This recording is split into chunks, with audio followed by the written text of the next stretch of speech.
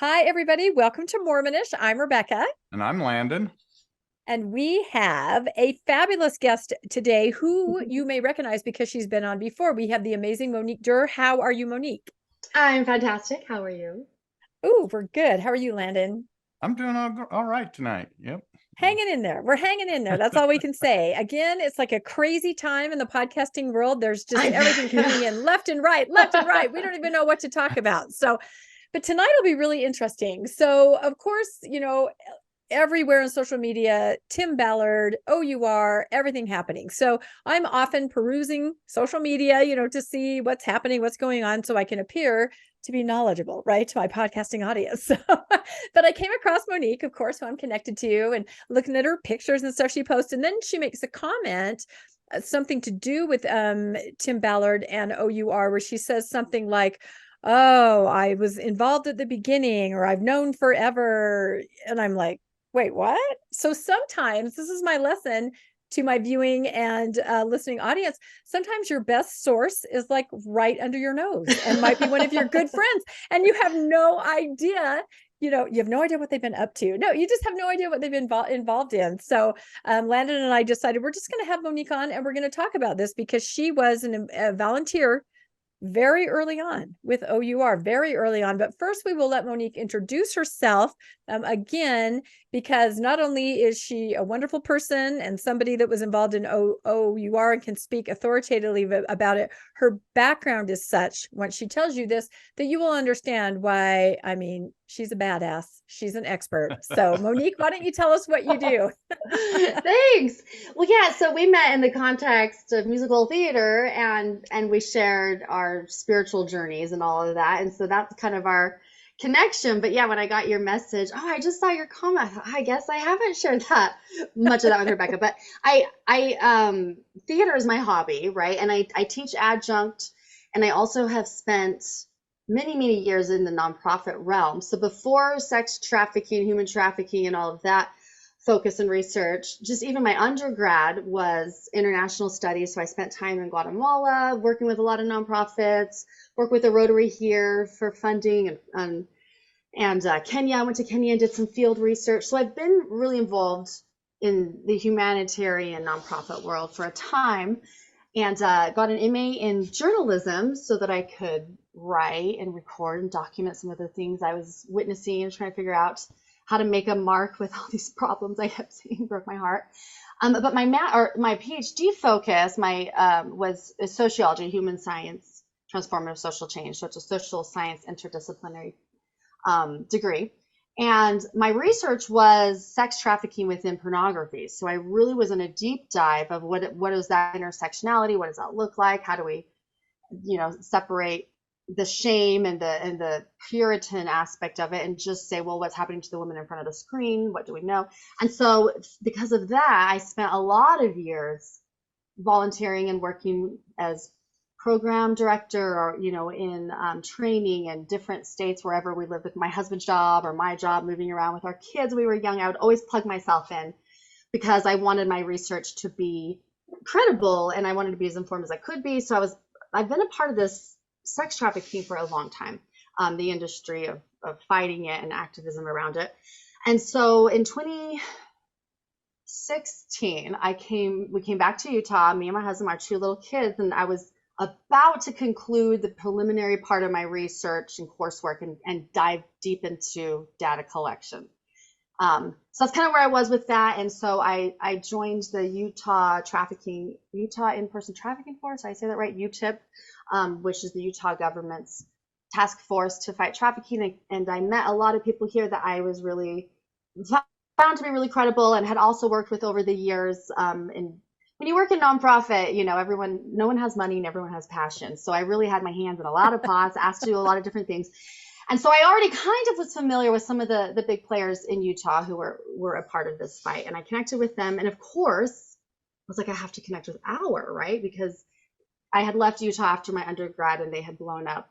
And I came back and really wanted to be involved. And it felt divine the way it worked out. I was like, I got I met them at an abolitionist screening. And then my husband and I really started actively being involved in helping promote that movie, The Abolitionist. I don't know if you remember that. It came out, I think 2016 also.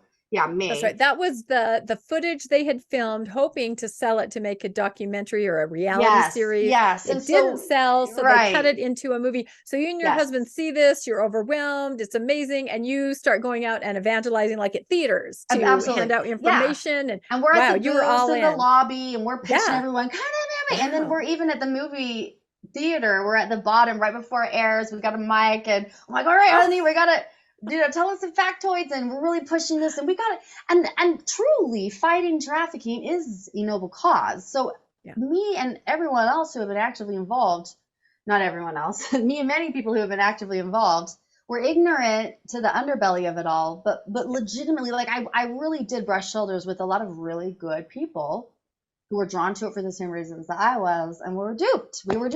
That's the bottom line. And so after that, I started working in the office. I went in, I don't know, I think a couple days a week, 2 or 3 days a week. I went in from May approximately, I started with May with the movie and then into the office until October. So it wasn't a terribly long stint. It was long enough. and you were right there in the heart of it. And I think that we talked to Monique at brunch last week to kind of like prep for this interview. And I was so fascinated to hear the details of the setup of the O.U.R. office. Yeah. I mean, because I picture, they're doing very well. They're in this sleek high-rise office building, but that wasn't exactly it, was it? No, it's a CrossFit gym. Like you'll see it anyway. And they said, well, the CrossFit funds this side of it, and I'm like, okay, well, cool, but I didn't understand why they were always in the gym and all the women were in the office working. It was strange to me. But so you've got the gym floor, and then you've got back offices where the work was happening, and then people did the women ever work out in the gym, or was it always the men that were? Some did. I didn't find the time. I'm like, I'm here, I don't have time to go lift weights. Like I'll do that another time. But this is Tim Ballard, and his whole group is out there working out all the time at the CrossFit. And you're in the back office. Yeah.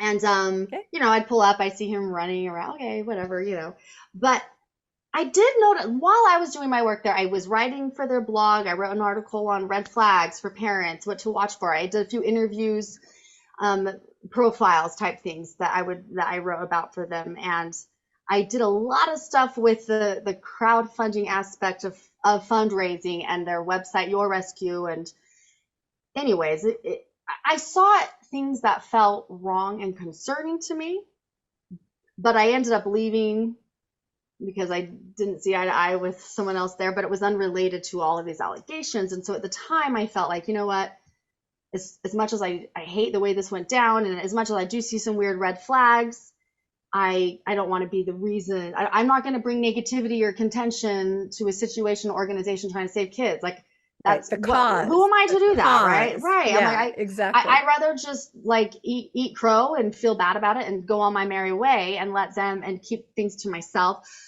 So that's kind of where I was at. What kind of red flags did you see there that you said you just kind of ignored, and then, leaving for more interpersonal relationship issues with people there, but you still saw things that made you kind of go, that's unusual, Yeah. So anyone who's legitimately working with a trauma-centered approach to therapy, to solutions, to education awareness, to aftercare, whatever it might be, knows it should be survivor focused. And I definitely was surprised at the white savior worship situation. And it wasn't overt. Even from the beginning, when I was at the booth at the movie theater with my husband, and there was a board member that came up, I don't know who it was, and was like, this is great what we're doing. I'm like, yeah, isn't it fantastic? Whatever.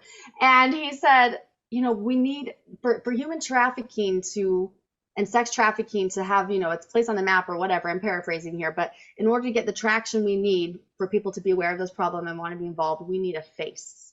We need a face for fighting sex trafficking, a hero face, and that face is Tim. Wow. Like nation, worldwide. And I was like, so I've been like, I mean, I was really fortunate with the work I was doing over the years previous to really, I spent time at United Nations and I was in New York. Like, I'm like, this doesn't jive with what I think it should, but I really did have rose-colored glasses. And I was like, yeah, I mean, maybe. You're like, okay. And then the office. So you hadn't seen that before in different operations, or I shouldn't say operations, just in different organizations. No one's trying to be a figurehead. Everyone's just working together very behind the scenes to try to accomplish the purpose. There's nobody that says, it's me. You did not see that. That's not how it operated. So that was a red flag, but not big enough, right? Yeah. But, okay, so and the truth is, when you work in nonprofit, you do run into a lot of narcissistic personalities. It attracts people that want. And so to an extent, you're like, okay, you're kind of used to it, but you're saving kids, so that's what matters, right?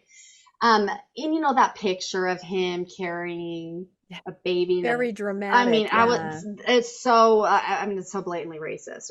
I was like, what is that? Yeah. I can't remember when came up. It was around that time. That I did not love. And it was it felt like a boys' club. I mean, literally, I'm like, I'm not here that often, but every time I am, all the women, there was some interns, some volunteers, some employees from his high up secondhand to me, who's a volunteer. We're working, and the men folk are lifting the weights. I'm like, this is odd, right? And I even remember, what's really weird? What's really weird is that you, I'm sure, had the highest credential and qualification to actually even be involved in the industry. And you're in the office with everybody else, and they're probably not really consulting you as far as operations or anything. That's what's so funny to me. What a resource! What a waste. To be honest, the women involved really seemed to recognize that about me, and there was a really great camaraderie there. Most of them were involved, but the men. I even at one point. Because part of why I was there, I was like, hey, I want to volunteer. Also, can I interview you guys for my research, for my data collection? That was part of my research method was the interviews. And so even the interviews went fine, but because of that, I would kind of ask questions in office. And I remember there was one guy, I don't even know who he was, high up. I heard rumors, I don't know, he's doing really important things, saving the kids, finding all the information. And he came from the workout gym, and I said something to him about the definition of trafficking, and he said, well, you can't be trafficked unless you're moved across state or country lines. That's the definition of trafficking. Oh. And I was like, that is myth number one. Yeah, that's not true. Definition. I could be trafficked next door, right? Yeah. And that's one of the biggest myths that's been detrimental to the cause. So to hear someone who's supposedly working for the organization to fight trafficking at such a high position say that, I was like, uh-oh, that's concerning, right? But okay, so he's not informed. So, and the information's changing. So I was still trying to be optimistic about it. But I would be in the middle of projects with women, and then suddenly they're gone. And then the next day they're gone. And then and I'm like, I'm just this lowly volunteer who now. And when you say they're gone, you're talking the women are gone, not the projects. The women. The women just overnight. Don't come to work the Where next did day. The people I was working who were supervising me on big projects, we were working on really important things, were just gone. And I was like, when I would try and call and email and nothing. And I'm like, what happened to them? How can you fire someone with no notice who has this much knowledge and control and this much influence? So it was very shocking to me, and that happened more than once. I also was shocked. Go ahead. Sorry. Oh, I was going to say, you got the sense that they were fired and they hadn't just left on their own. So fired and probably NDA, because I believe there's no communication. And you're like, I don't hey, know, Sally, remember that project we're working on? And she's gone, right? And it was I was managing teams of volunteers who were managing teams of volunteers who were, we really had, so many things in the pot, and then so I was like, this seems very strange. Well, there's a lot of moving parts.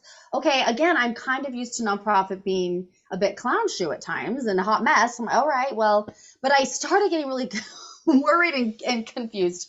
And ironically, I don't know what the connection is, but right before, someone who was working really, really high up with him, I loved her. She was fantastic. Right before, she disappeared in the night, and I never heard from her again. And I was one of the only people she had been training on this new website, and I was like, I'm sorry, I want to be helpful, but where did she go? Yeah. I don't know, I haven't correlated dates enough to confirm which article it was, but some journalist or blogger had written something about him, that he was furious about. This was spring of 2016. And I was sitting in the office, and so there was kind of like a main lobby room where we'd all hang out, and there was kind of a side office we'd go into sometimes, and then he had a side office. And the rage, the screaming, the ballistic, I mean, it was ballistic. And that was the first time that I was like, shit, like, I don't know if this is what I think it is, right? And was he yelling at this woman that then disappeared, or just yelling at everybody kind of about the situation? At her, not like, if I heard him like name calling her, I would have walked in. It was very clear that she was more like trying to pacify the anger, like, okay, like, I'm sorry. And he was like beat red, and I was like, oh my gosh, like, if you can't handle a little bad press, it makes me wonder how things are going for him now, honestly, because this is so much worse. Well, he did walk out of that one interview. Remember when they just simply asked one question that, yeah, that was interesting. Yeah. Wow. So you saw it firsthand. So I saw enough that I was like, I don't really love a lot of that, but I was like, I'm just going to just be humble and let everyone wonder why I left and hate me. And I don't want to cause contention, and I did not know at that time that the numbers were as inaccurate as they are. I didn't see any missions, but I guess I'm not part of that conversation. Oh, really? Yeah, no. So that's so interesting, because now it is kind of coming out that, it sounds like they're running a mission every day.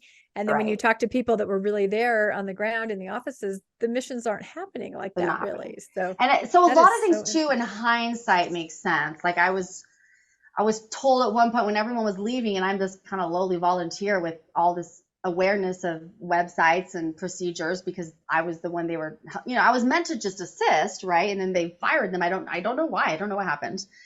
But there was talk of, well, now you know too much for a volunteer. We want to hire you so you have more skin in the game. And so I don't want to go too much into that, but in retrospect, in hindsight, it's kind of like, well, was that? And I was like, what do you mean we need a skin in the game? Like, why don't too much? Like, what does that mean? What are you afraid? Well, now I know everyone was forced into NDAs, but I believe you have to be an employee to sign. I don't know, but I believe you have to be an employee to sign an NDA. I don't know. Right. Well, it certainly gives them more control over you. Yeah, it felt like you're on the payroll, and then they can tell you more what to do. Did you have any personal interactions with Tim himself, or was he just kind of in and out in the background? Heard him yelling every once in a while? I only had one personal direct interaction with him. We were taking an office selfie. And again, I was kind of like, there's a little bit of a starstruck element to it, right? Like I was like, what's up, Tim? I'm Monique. I'm here volunteering. I was like, oh, there's Tim. I hope he's happy with my work. So I was surprised when he said to me, hey, Monique, how are you? And I was like, oh, wow, you know my name. How polite. That was it. Yeah. So he did know who you were. Did you ever see anyone from the LDS hierarchy come in there, or how was the LDS influence at the work? I never heard, I wasn't part of like the secret important meetings, right? So I never heard specific attachments, but it was definitely generally understood that it was a very church sanctioned. I mean, he was publishing books in Deseret left and right during, around this time. And to be honest, I honestly thought I knew the Ballard connection, and I figured they were related. I only knew recently they weren't. So so there was always this Ballard connection, but I never heard anything about a silent partner. But like I said, I wasn't in a position where I would have heard that. The governor came. I cleaned the toilet a few times. I'm like, oh, the governor's coming tonight. This place is a mess. You with your PhD, clean the toilet. That, you're geared up for that from church service, right? Yes. Yes, we're conditioned. We'll clean toilets at the drop of a hat. I'm not kidding. Show me a toilet, except for my own toilet. I don't like to do that, but somebody else's in a church, or I'm doing it. Yep. That's what we do. Oh my gosh. How many employees, what was the feel of it? Like 20 people, 10 people, or just people coming and going all the time? Lots of buzz? There in office at any given time, I would say, well, it's hard to know because a lot of them were working out, and I didn't go to the gym because I wasn't there to work out, You mean when I say working, you're talking about actually working? Right. So like in the office working. Okay. Tim was not there often, which, he's busy, whatever. Right. Yeah, honestly, I would say no more than 10 approximately at a time. But while we're there, we're emailing, corresponding with other people. A lot of people worked remotely, and a lot of people came in at different times. So there was more than 10 people that I interacted with, but at a time, that's about how many were there. Did you ever hear any rumors of anything inappropriate or anything? I mean, that's everybody's question. You never heard anything like that. I felt that machismo-ness. I felt the white savior vibe. Yeah. I was concerned at what I felt. I was like, I don't know if I have imposter syndrome or if I'm just trying to not overinflate myself, but I was aware that I'm like, listen, these people probably know much more than I do, but I was still a little surprised because I had training and experience in kind of the whole cycle of preventative and education and awareness. And then the during, which is when officers generally are in the, and I've done that too. I've worked with people who are trafficked and their traffickers in real time myself, right? And then after the third part of it, which would be aftercare, right? And I was like, well, y'all like have these cool jumps I hear, which is great, but what are you doing about before or after? And they're like, we're not focusing on that. Okay, well, and there were people that their jobs were pre, prevention and aftercare, but I was like, I don't really see like what that looks like. And we're wanting to focus on, and I thought, okay, well, if your expertise to focus here, that's fantastic. But we need to get the full picture here. So I was like, I know of other amazing organizations locally who are working on education and prevention, or after, like, if you partner with them at all, and it was just like, And in fact, one of those organizations that I have a lot of respect for was doing a press conference while I was in the office for some legislation that had passed.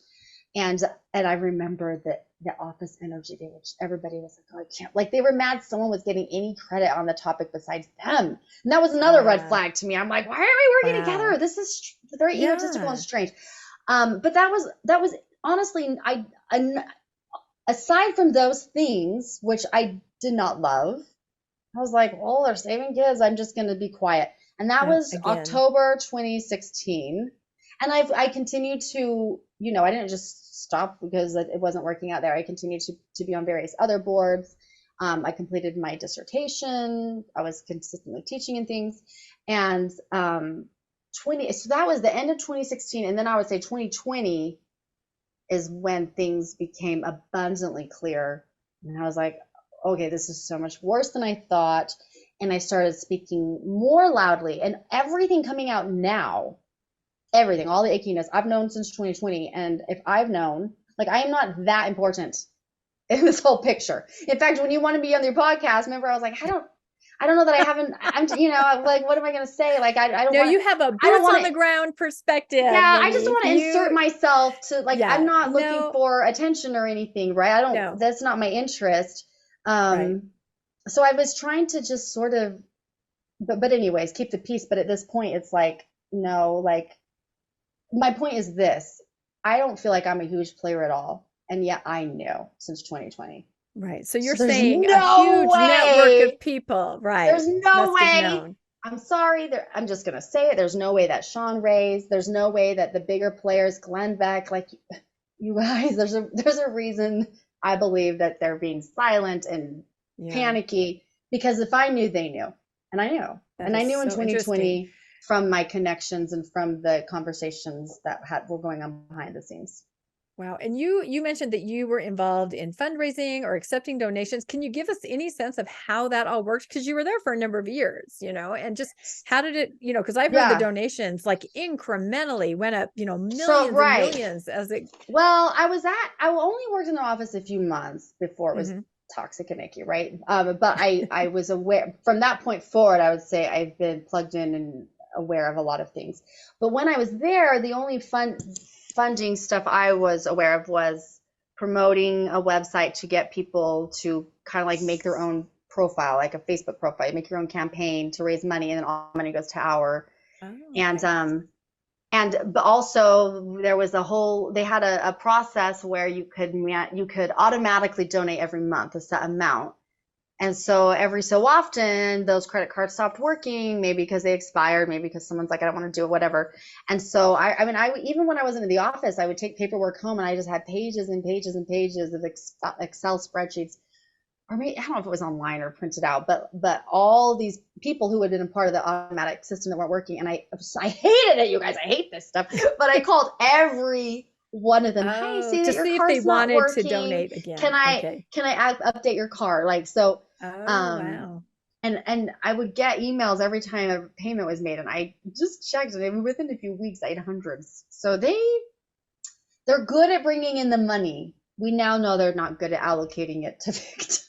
Well, it's the sizzle, right? We all learned that word, the exciting rescue, the CrossFit, the tattoos, the missions. It's sizzle, and that does impress people to donate money. Absolutely. Seems like every time we talk about finances with O.U.R, it follows that church pattern that we see. They can raise the money, but they can't spend the money. They can't allocate it. It's similar. It's similar. I mean, there's a lot of similarities. And it's not unintentional, I don't think. No, and we mentioned on a podcast that just dropped, what would be today? I'm not sure what day will air this.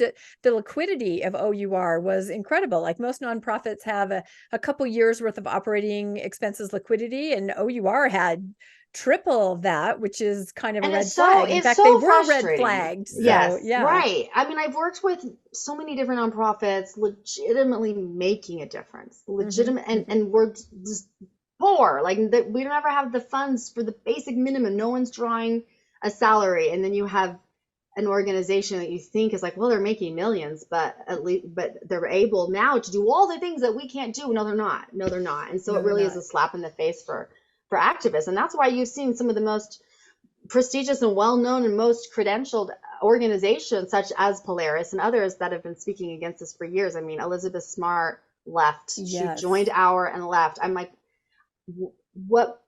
By their fruits you shall know them. When you have really credible people that you are experts in that industry that are running for the hills and saying, in other words, even for the public, this information's been available long enough that anyone saying this is some sort of political hit piece coming out of nowhere, liberal, crazy, evil. No, it's not. No, it's not. And not only do I know because I heard the inside scoop multiple years ago, but I'm not the only one who heard that scoop. And some people have reported on it the entire time, such as Lynn Packer.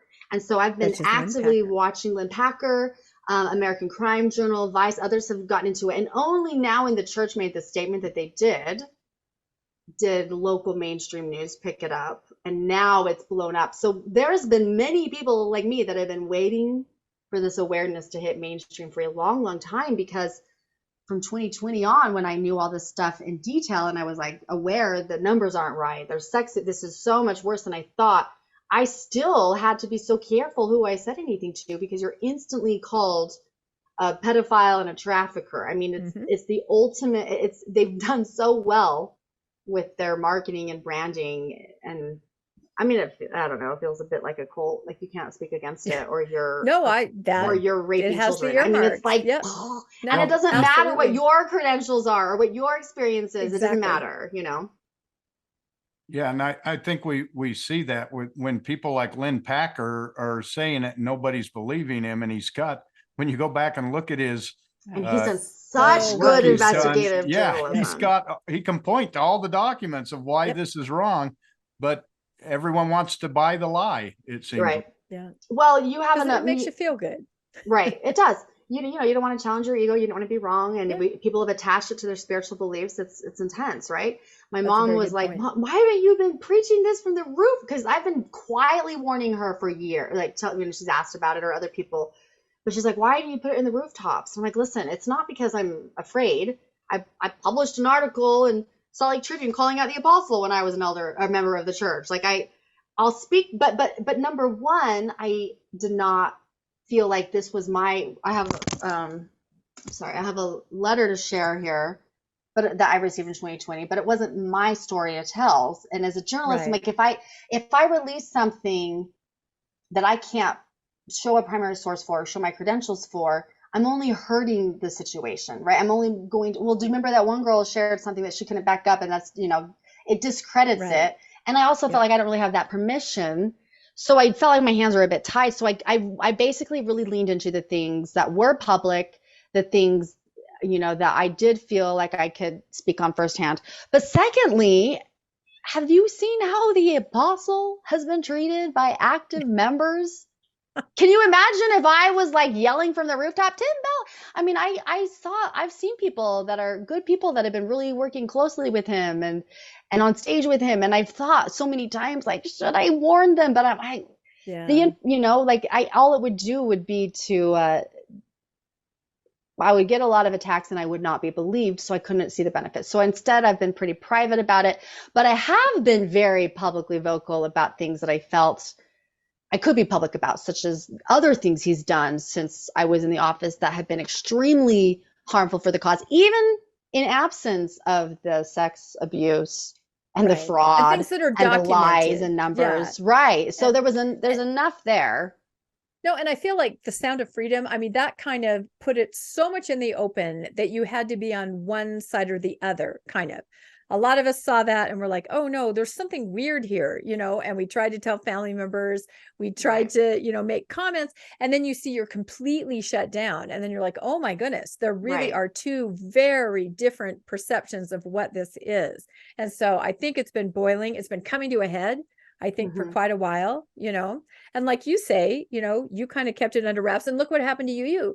You posted something on Facebook one day that says, oh, wow, I've known about this. And what happened? A podcast pounced on you, right? And made you come You're on. Just waiting. So I was just waiting to pounce. So, but I think, I don't know that I don't have I was not abused. I did not firsthand go on a jump. So I felt like I don't really have the perspective that might be needed here. But I do think it's worth pointing out from someone who's been working as an activist in the field with other really reputable activists that this is not new and that we have known for years to to distance ourselves. The biggest players that are making the biggest difference have been separating themselves from O.U.R for years. Wow. And so this is not just a new hit piece. I mean, I was warned, do not, when in other organizations and things I was on the board for, do not accept money from them. They're going to try to give you money. Don't take it, because then they'll try and take credit for what you do and attach you to them. And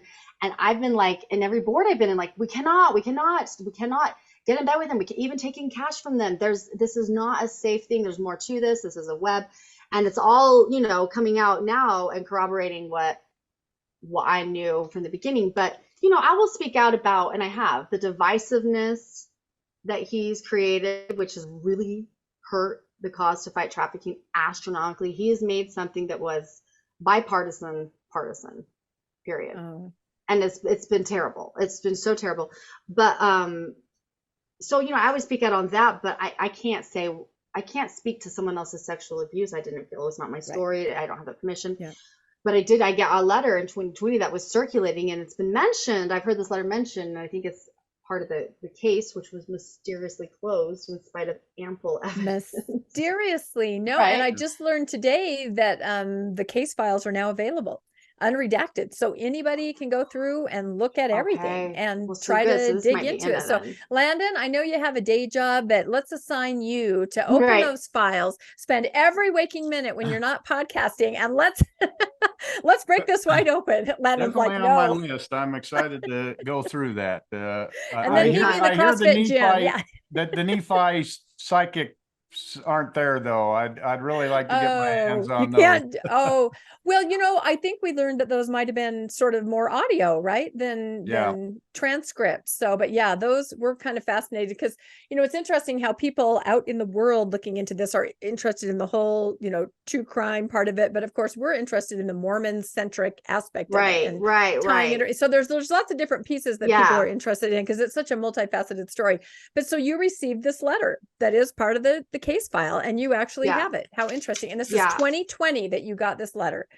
Right. So at this point I was loud about, and from 2020 on, I still was careful about the things I read in this letter, but I felt at that point, like, this organization is so awful. I'm going to lean into what I can say, what I do feel like I can say to try and, but I mean, people are so mean too if you say anything. But Tim Ballard, he made it. When I was in Ohio, I worked for an organization fighting trafficking. We were very deeply involved with legislation and with police, and we were doing great things. And the CEO was this flaming liberal, and the CFO to this day is as conservative as you get. And it didn't matter. And I guarantee it would matter now, because he's literally taken something that we all could agree on. And I'm like, that's one thing about this. We haven't made this a left or a right thing. We are just, as humans, concerned about this. We want the truth. We want the facts. We want to be educated on it. We want to save children. And he, because it makes money, he made it political. He made it partisan with the wall baloney. And this is really when you started seeing a lot of the bigger players in anti-trafficking, the bigger organizations stepping back, because they probably didn't get this letter that I got. They probably didn't have the Utah LDS inside scoop, but they could still recognize, wait a second, this information they're putting out isn't accurate. The numbers they're putting out don't match up. Their tactics are not backed up by any sound research. But furthermore, he made it so political. He made it a complete, I feel like a QAnon alt-right, by heart leaning into the wall, by leaning into, I even posted a video or online just chewing him out about this, and people got mad at me. But during COVID lockdown, he's like, now all these kids are, this is increasing. But he manipulated information to make it seem like I'm a parent trying to protect my child from a disease I've never experienced before. I've adopted children. My husband works in hospitals. We're just trying to be responsible adults and citizens. And now he's out here shaming me that I'm responsible for children being trafficked. So he just turned everything. The Wayfair thing was, I could not believe what he did with that Wayfair QAnon furniture baloney. He rode that wave, and I'm like, you know better. There's no way that you work in anti-trafficking and you believe any of the shit coming out of your mouth. You just know it's getting you fans and money. And so I really was disillusioned. More recently, he attacked drag queens, and I'm like, it's terrible, and it's toxic, and it's harmful for the movement. So a lot of organizations have seen that aspect of it mourning for a while. But furthermore, this has been in litigation for a while, which meant things were happening before litigation, and people have been discussing these and circulating, and a lot of really good people got duped like I did, and were involved a lot more and saw a lot, and they're speaking out. And that they're not just now speaking out because he's running for Senate. This has been years in the making. Yeah. No, that's an important point, because, well, two important points. I think what you also bring to the table is to tell how many wonderful people over the years are trying so hard and working so hard for this cause. Wonderful people have no idea, like you said, the underbelly, what's really going on. And then people seem to think, oh, this just happened. No way. That case was going on prior to the case even being open. Things were going on. There was an investigative phase, and then there were, all of that. So timing is interesting, the way it was all sprung right when it was sprung, but it was certainly a long process. Then maybe as far as his church making the statement they did, and the timing of that, and all. I am not saying that, like, maybe they did say it when they did because he was about to run, and maybe it's because they were involved. We know that there was some involvement, or maybe it's because they were like, now I don't know the reasons, and I'm not here to defend the LDS institution, but I am glad that they said what they said. I am glad that they said it, because it's one thing that's propelled this to be lit up in mainstream news here, and caused a lot of members to go, I think a lot are experiencing such cognitive dissonance. They're still glued to him. But I know tons, and maybe not the ones you're seeing online, but tons are going, oh, wait a second, really? And so they're able to see it. And so I don't know. I'm not saying whose nose is clean and whose isn't, but I am glad that it came out now. But I do know that this is not new information. Wow. Right. It's a good perspective. Good thought. So I just want to read to you a little bit of the letter that was widely circulating, that I have seen referenced many times now in various articles. And I've spoken with people that received the letter with me that shared it, and I've read it over and over, and I feel confident this is something that they wanted out anyways. And again, it's probably available if you look at the records. But this really establishes that this is not new, right? And so, furthermore, this is when I figured it out. This is not when it happened, or when others knew about it, right? These things were happening years before. In fact, the foundational story of O.U.R. we're now realizing didn't even happen. So I see a lot of people, Tim changed.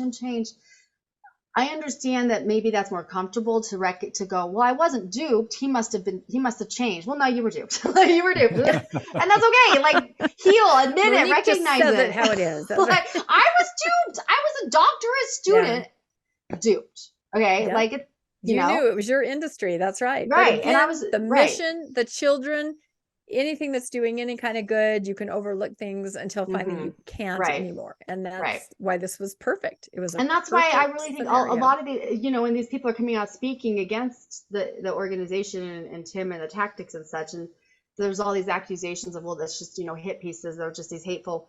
These are people that were so passionate about it that they were sacrificing a lot of time. A lot of them weren't even paid. You know, a lot of these people are volunteers that, like me, like really believed in the cause. And, you know, it's just such binary thinking to say, well, if you have a problem with the cause or if you have a problem with the movie, you must be a trafficker or support trafficking. There's no other option. Like, don't you care about kids? Like, I just don't understand not being able to pause and go, maybe there's another option.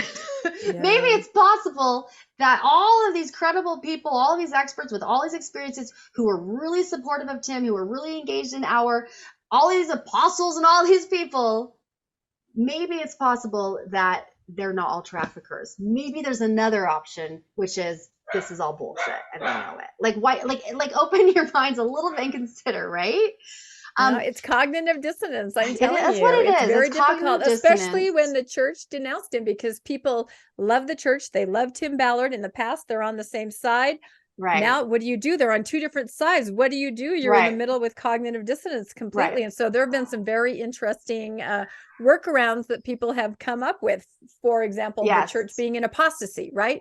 Or a leftist group taking over the church. You know, that lets you still keep the church and Tim on the same side. I mean, there's just all kinds of, like, I keep predicting a schism. It's crazy. Yeah. I mean, I truly think anything is possible at this point. But so I have this letter that I just want to read a few things from it just to kind of articulate how not new this is, right?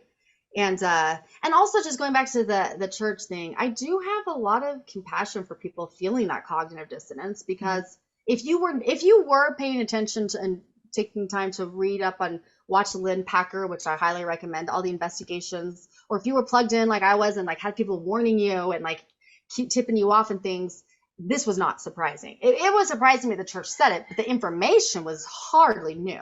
But outside of that, there was no warning that was coming, right? I mean, these books are sold at the church's bookstore. You have multiple pictures and interviews and quotes and all these things with the apostle and him. So I understand feeling like, well, maybe someone's tricking me. You know, I mean, that's not how an institution. It's almost like a shelf-breaking moment, you know. It's almost like a shelf-breaking. It's like, oh my gosh, you know? I put all these concerns up here, and now wait, what? I think it might not be the most unhealthy thing if it is a shelf-breaking or pause to question. But I hope though that people are kind of throwing the baby out with the water, going, well, hold on, either the church is completely infiltrated by liberals, and the prophet doesn't know what's happening. Or you know, or the alternative extreme, or it's Mitt Romney, right? A lot of people have said that it's, you know, that Mitt Romney runs the PR department of the church. I've heard this, and of course now with the information that his son is probably going to run for that Senate seat, everybody's building these very, very dark conspiracies. That's nuts. I mean, which I just added to by saying it out loud. Right. Now we have more conspiracies. It's possible that his church was supporting him more than maybe they want to let on. And it's possible that in that same truth, he's guilty of these things. And I just think that that's something that we just have to accept and be okay with wrapping our heads around. There you go. So this was 3 years ago. We're contacting you as former employees and volunteers, and here's the part that I just feel makes me feel comfortable sharing this: to bring to public light what we believe is one of the worst atrocities and human rights violations within the nonprofit and international charity community. That's like huge, right? Operation Underground Railroad. Big. Its founder Tim Ballard, leadership as well as employees and contractors. That's the other thing. I don't love what Tim did, but I think that there is an effort to put it all on one person when this was not a one-person job, right? anyways, have committed crimes and acts that are illegal, unethically, and morally wrong, and have further exploited those they claim to help. This ranges from engaging in sexual acts with underage human trafficking victims to gather evidence, physically abusing them, the use and abuse of illicit drugs on the job, paying off lawyers and political figures, illegally possessing and obtaining child pornography within foreign countries, and falsifying or exaggerating facts, all while exploiting victims to gain more donations and to make movies. This is overwhelming. There is overwhelming evidence in audio, video, and other documentation of these facts. So this is coming out more and more, right? As well as former employees and volunteers who would be willing to give public statements to this and testify in a court of law. So I don't know who wrote this, but I've seen public people come out, or even if they come out anonymous, but share those stories on different podcasts and with articles. And so I think that there's, I mean, as hard as it's been for me to be sitting on this and not be able to like express it and be taken seriously as a credible voice in the matter, I can only imagine what all these individuals have been going through, right? Aftercare staff and upper management are aware that jump team members are engaging in sexual acts with minors to gather evidence. I think that's really important. This was not a one-off. They're aware, and we've seen other reports too with the gentleman from Draper that felt up someone who may or may not have been a minor. I believe reports that she was, but the people that were there, that were talking to him, that were deleting the film, that were covering it up, there's still an hour.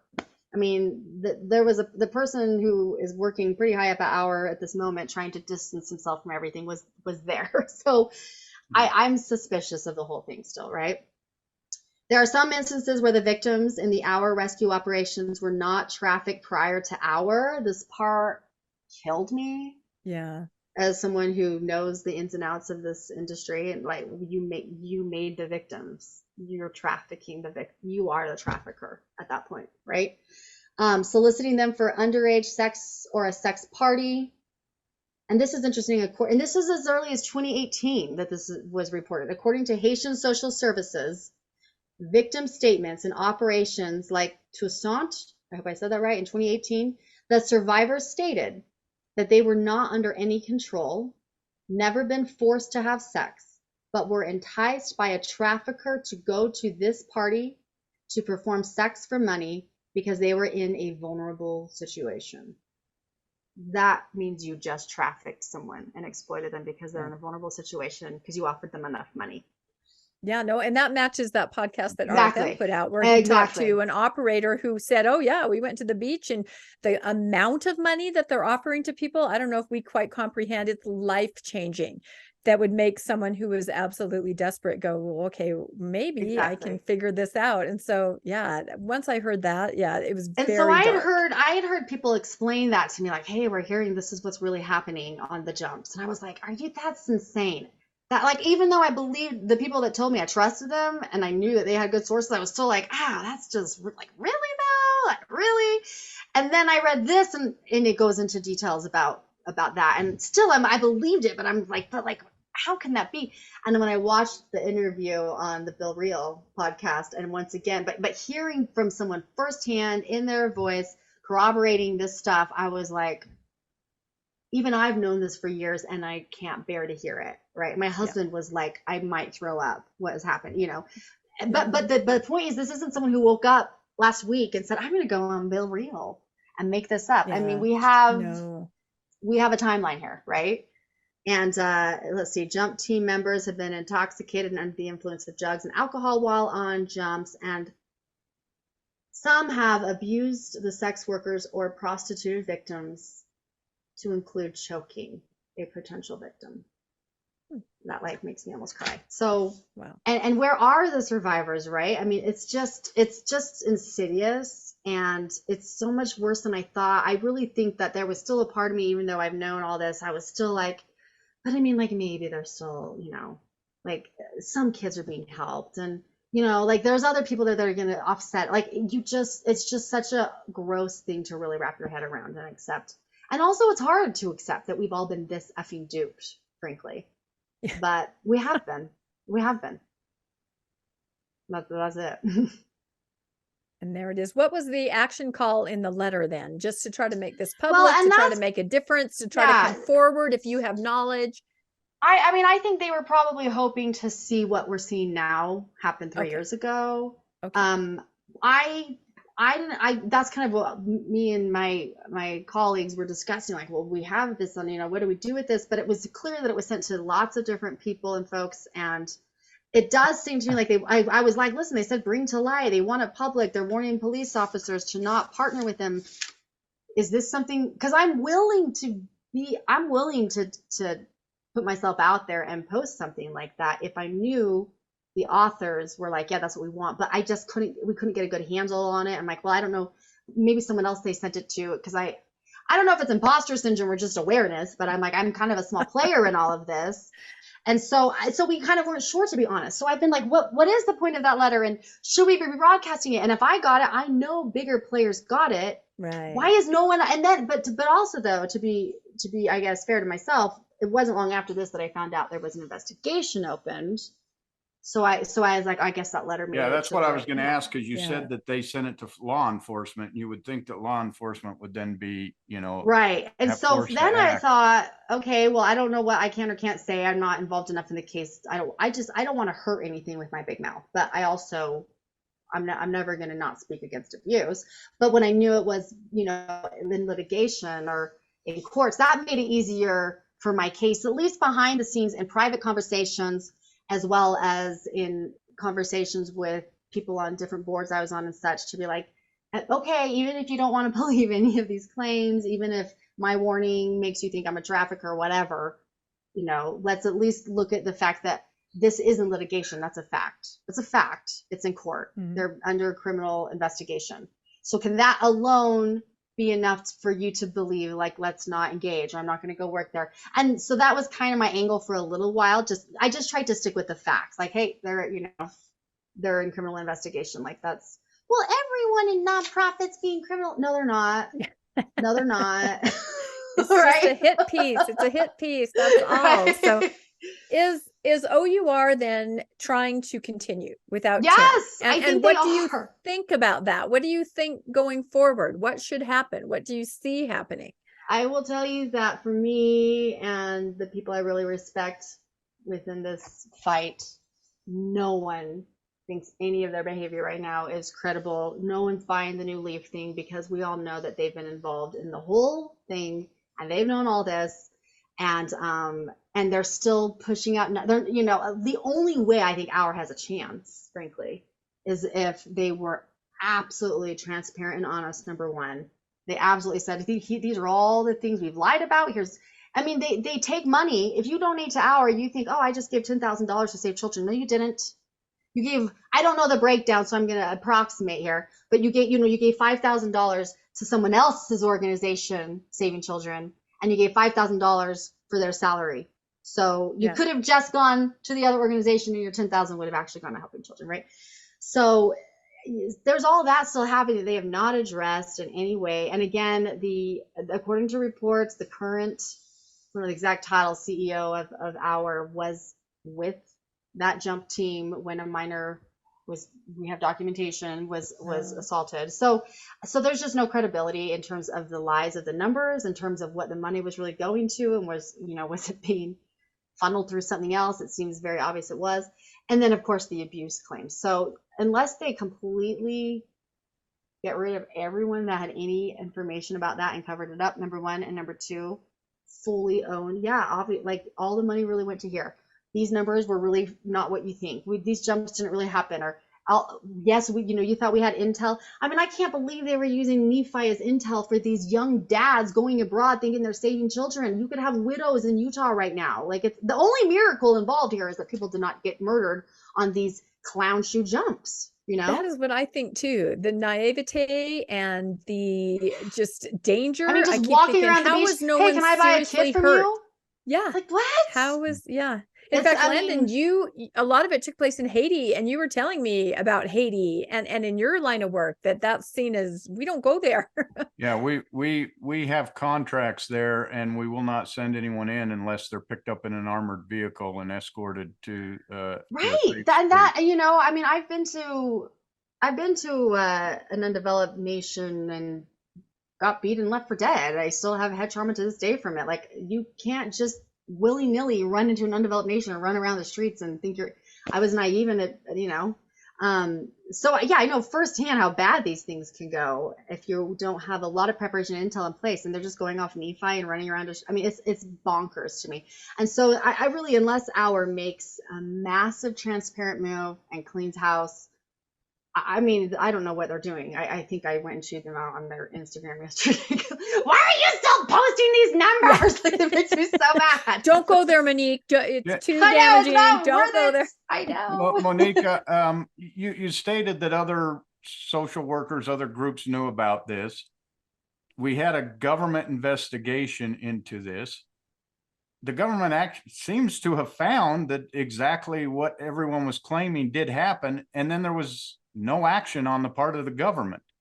Do you think that had Tim never ran for Senate and put himself in the spotlight where the church had to come out and distance themselves from him because they knew this would probably get found out, do you think O.U.R would just keep going the way it was? How come even once the investigation happened, nothing happened until the church said something? That was the only thing that would have, and the church had to have known this with all these investigations. No, they knew. 100%. They had to have known, and they stayed quiet about it. And you think little old me knew, and the church, that magnanimously huge institution, did not know who was working with him? That's the takeaway, Monique. So I think, Landon, I think it's one of two things. Here I am being binary. I guess it could be anything, but I think it's probably one of two things, although it's more likely one than the other. It's possible, and I've heard this peddled around, you know, and I'm just speculating, but it's possible that, I mean, he knows he's guilty of these things. It's recorded. He's even releasing his own video, almost nudes of him and fake tats. I don't know what's happening. As if that's believable to a real hard criminal. Can we pull up a slide? No, that was the picture. I think you sent it to me today, Monique. Yeah, I didn't need to see that. You're asking to get murdered? Like, no criminal's going to look at that and go, oh, this is a hard criminal like me. They're stick-ons. Anyway, that's what I said. My kids had better tattoos from a Cracker Jack box back in the day. So there is no way that a grown man has those tattoos. I don't know what's happening. So I don't know. So it's possible, because my point is, these things are very clearly accurate. These things, and there's so much evidence that it's only a matter of time. So it's possible that it really, I mean, this reporting has been happening for years, and even though the criminal investigation was closed, which made my heart drop when that happened, I think last spring, I was like, how is that possible? It's possible that one way or the other, he still felt like, you know, these people are getting louder and louder. It's going to come out. If I run for Senate, it's a deflection and a safety. Like, you know, if things come out, but I'm in office, I have that buffer. That's a claim it's possible, but what makes more sense to me is that he's just, you know, I'm not a therapist. I don't want to slap this on someone, but just a raging narcissist can help himself and wants to just keep being. I mean, my fathers are this type, so I've gotten pretty good at recognizing the characteristics. So, I mean, I think it's more likely that he just wanted to run. He saw an opening and he didn't really think he'd get caught, you know. And then because he was running for Senate, the church was like, uh-oh. Because I can't imagine why else his church felt the need to distance themselves when there's been plenty of ugly players that were members of the church plenty of other times, and they did not do this. The only thing I can see is this connection that would only have come out perhaps if you were in public light. And also someone else who they posted this on their public socials a bit ago, before all of this, who is really reputable, said, listen, like, a lot of people who are really, really like working full time in this industry are especially careful. You say anything, all of your work is down the toilet because of lunatics, you know, trolls online and such. But even he said, listen, I will only say this. I know that people have looked into making him their nominee, you know, Senate nominee, not presidential or anything, and immediately different campaigns and people that are behind candidates that they push are aborting ship fast as lightning, because they're like, oh my gosh, this guy Tim, we can't touch him with a 10-foot pole politically, right? Because once you're running for office and everything is just free game, and imagine how much icky stuff comes out for politicians, and they still are like, whatever, everything comes out. So that's how much they knew stuff's going to come out if this guy, and so we don't want to back him. And so for him to have tried to run, I think, I mean, my suspicion is the LDS church was like, uh-oh, So yeah, I think that hour would have probably coasted right on. Tim was already kicked out from the allegations, which was new enough. So I do think he felt a sense of impending, this is going to come out. But I think he was running for Senate because of his ego. Do you think it's possible that the entire system was complicit in this and embarrassed? Where you've got the politicians, you've got Attorney General who was was a good friend, went on the missions. You have people, pushing him into the politics. He was a Trump supporter. He was, so politically he was very tied in. And then with the church, another big institution, he was clearly tied in. And then a lot of the organizations that do sex trafficking say, oh, there's a big movie out and, well, he's bringing attention to it, so we've got to be complicit in this. And everyone was just complicit until it finally got to the point where they couldn't be that way anymore, because it sure seems that this went a long time with a lot of people knowing about it and nobody saying anything about it. And that's what concerns me the most. I do think that. I do think that, and that's why I was like, you know what? Initially, I'm like, I don't really have a lot to say on the issue, but I do think that the aspect of this is not new. People that are activists, academics, whatever, that have been fighting this, lawyers that have been involved for years, we know it's not new. And I just can't fathom that I've known this. And this is just one primary, like, collated source for me. This is not the only place I've heard this stuff over the years, right? And it's all consistent. And so I can't fathom that little old me knew this, and Sean Reyes and Glenn Beck and the apostle, I'm sorry to say it, like you're only confessing your complete inability to, like, be a leader in politics and whatnot if you honestly expect us to believe you did not know this. Like, you knew it. Yeah. And well, so we know Sean Reyes was actually getting emails from the Davis County attorney saying, right, and it was the person over the case. The case was on his desk. Yeah, exactly. Well, and so I mean, I can't sit here and say, I think that the apostles and the attorney general and the Glenn Becks were like, hey, like Epstein's Island, free for all. I'm not saying that when I say complicit. I don't know.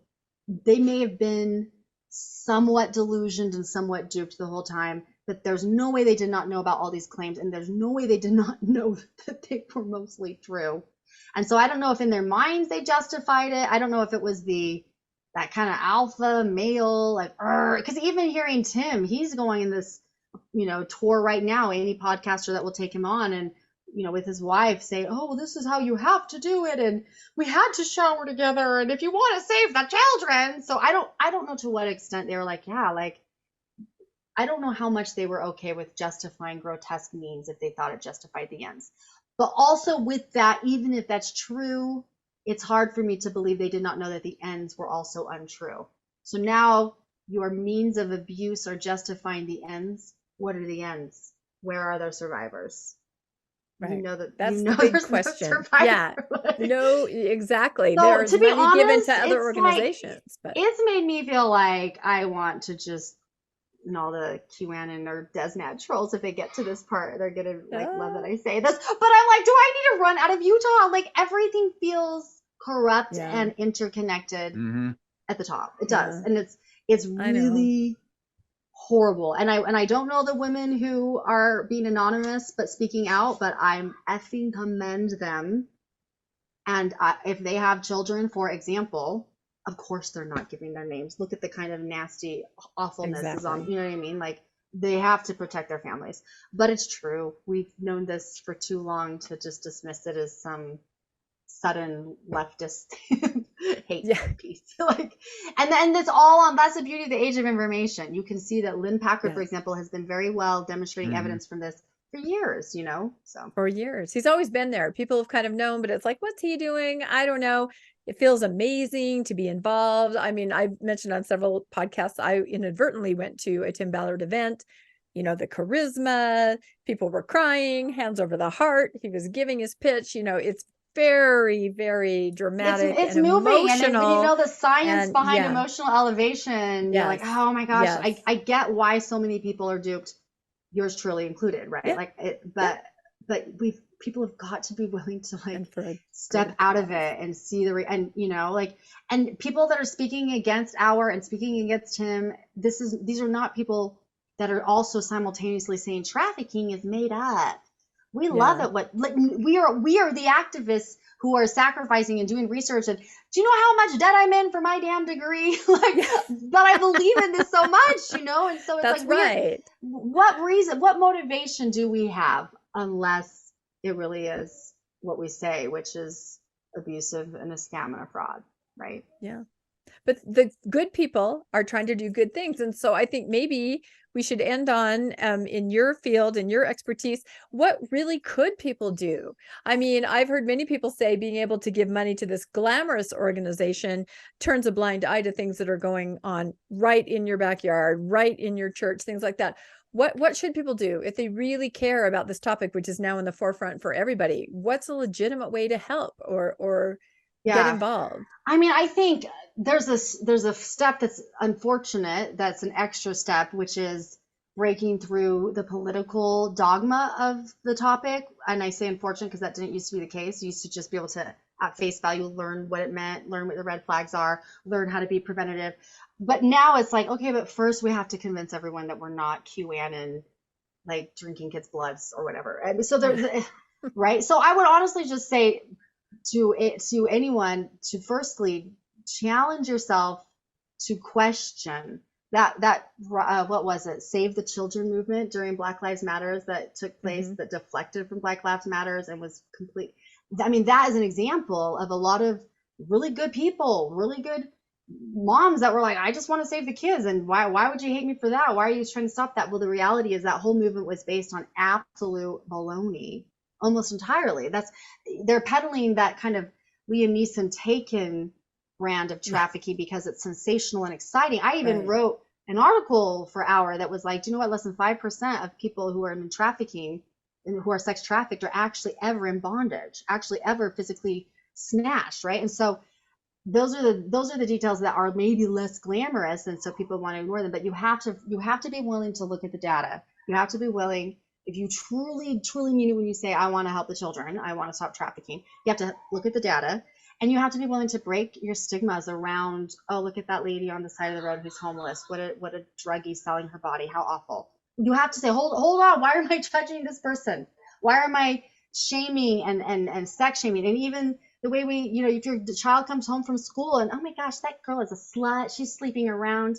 Are you going to say as a parent, yeah, what a terrible slut, stay away from her? No. Take pause and go, whoa, that's a red flag. Instead of shaming these kids, I need to stop and go, hold on. There's more here, right? And so, and just learning what it really, I mean, you're more likely to be abused and trafficked by a family member than not by a ton, knowing. So, and there's different things like you can do. I'm currently trying to pass that legislation, wish me luck, might take a minute, to prevent anyone taking state funding that's a nonprofit community theater from casting a sexual offender with minors. I mean, some of these things seem so obvious, but there's so many things that people can do. I think the most important thing is just awareness and breaking that cognitive dissonance and recognizing some of the toxic traits that they were accidentally brainwashed to think were good. But furthermore, there are a lot of organizations that are working very hard on research, on awareness, on legislation, on trainings, police, educators. There's this whole movement in Utah right now where these parents are organizing with nasty political people that are like just making really coming out groups already marginalized, the transgender children, children who have their shoulders showing, whatever it is, books that are inclusive, efforts for inclusivity and diversity. It's like this crazy obsession of that's the enemy. No, it's not. You are believing the baloney, and you're actually hurting the cause to fight children when you're pretending that, we had bomb threats at a bookstore downtown because people who were in drag were trying to read stories to children. I can't take my children to diversity. So it's so not only is it not helping solve the problem, but it's actually so off track of what the actual problem is. and so much diverting attention to these fake, big, scary conspiracy theory political talking points that is, for me, that is the number one thing we are fighting right now to combat, so we can actually redirect our attention on helping people who are actually trafficked. Wow. So, no, inform yourself, you said it. guys. That's right. Critical thinking and start where you are. I mean, I think that's what we can do. Landon, do you have any final thoughts? This has been an absolutely fascinating discussion. No, I don't have much. I just thought I pretty much shared what I thought. I felt like the entire system is participating in this, and that's just so sad.